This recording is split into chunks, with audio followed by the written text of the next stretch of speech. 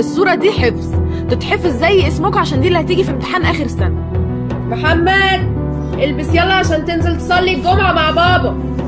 لو خصمت اخوك اكتر من 3 ايام يبقى كأنك مخاصم ربنا. محمود ابن خالته حافظ الجزء ال30 كله، عايزاك تبقى شاطر وتحفظه زيه.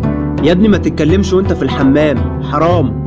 لا يا محمد، انت عارف اللي بيغش بيروح النار، اياك تغش. أنا عايزة بقى حد يجي لي بكرة مش حافظ الصورة.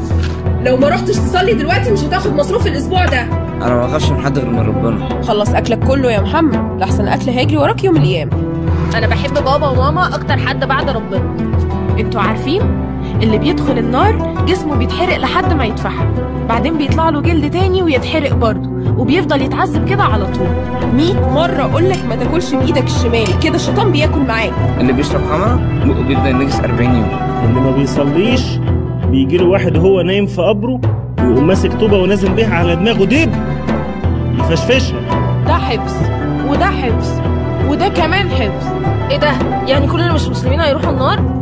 اول لما تشوف قطة سودا قول اعوذ بالله من الشيطان الرجيم. ده من علامات يوم القيامة الكبرى، القيامة قربت خلاص. انت مش خايف من ربنا؟ يعني ايه ليه؟ هو ربنا قال كده، ما فيهاش ليه؟